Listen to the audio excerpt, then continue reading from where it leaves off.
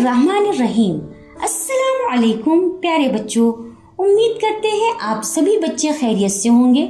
जनाब कासिम इस तरह से खड़े थे कि उनकी पीठ खेमे की तरफ थी और उनका चेहरा मैदान की तरफ था, और इमाम हुसैन अलैहिस्सलाम की पीठ मैदान की तरफ थी और चेहरा खेमे की तरफ था। वो दोनों एक दूसरे को देख रहे थे। जनाब कासिम बहुत दुखी थे और इमाम हुसैन अलैहिस्सलाम भी बहुत दुखी दिखाई दे रहे थे।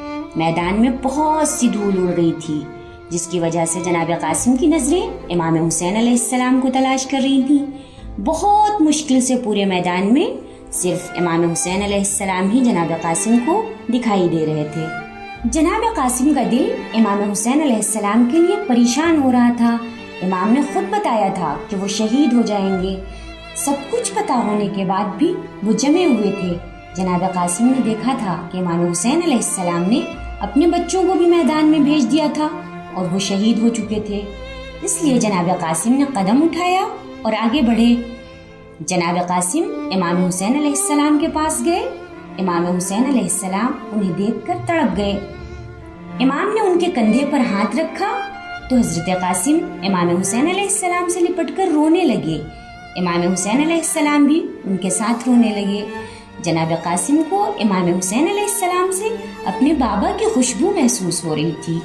आपने फरमाया, चचा जान, मुझे जंग लड़ने की इजाजत दे दीजिए।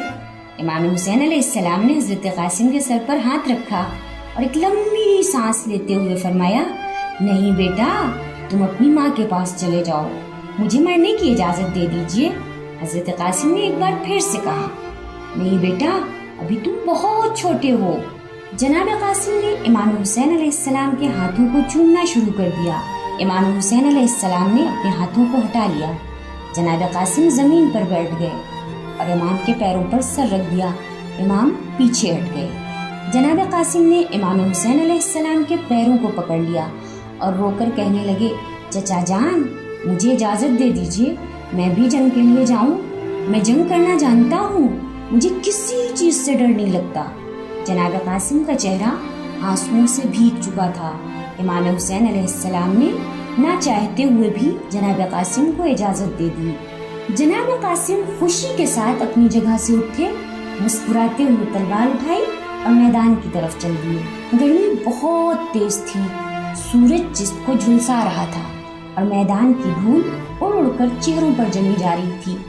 हमीद इब्ने मुस्लिम, जो यजीद के लश्कर का सिपाही है, वो कहता है, मैंने एक मशक उठाई, उससे अपने मुंह को धोया और उससे थोड़ा पानी पिया। उसके बाद जब अपनी आंखों को खोला तो देखा मैदान में एक बच्चा हमारी तरफ आ रहा है, जो छोटा भी था और नाबालिग भी। वो बहुत खूबसूरत था। उसका चेहरा चांद की तरह चमक रहा था। वो अपने बाएं पैर को मुश्किल से उठा पा रहा था। शायद उसके पैर में कुछ तकलीफ थी। वो बगैर किसी डर के बढ़ता चला आ रहा था, जैसे उसे मालूम ही ना हो कि ये मैदान जंग है। तलवार उसके लिए भारी थी। जब थोड़ा और आगे आया तो पता चला कि जंग करने के लिए आया है। सच में अजीब था। वो भी बच्चा था, अभी उसके खेलने के दिन थे। जब वो मैदान में पहुंचा तो ऊंची आवाज में बोला, मैं कासिम इब्ने हसन हूँ, जो तुम्हारे पैगंबर की बेटी के बेटे हैं। अभी दुश्मन की फौज से बहुत कम लोग मैदान में आए थे कि जनाब कासिम ने उनके ऊपर हमला कर दिया। उसके जंग करने पर यकीन नहीं आ रहा था। वो बहुत छोटा था, इतना छोटा कि उसके लिए तलवार उठाना, उसे हवा में लहराना और हमला करना बहुत सख्त था। लेकिन वो बहुत बहादुरी से लड़ा। उसने कई लोगों को जख्मी भी किया। साद बिन नुफैल अज़दी, जो मेरे पास खड़ा था, बोला, हमीद इब्ने मुस्लिम, मैं इस बच्चे से लड़ने के लिए जाऊंगा।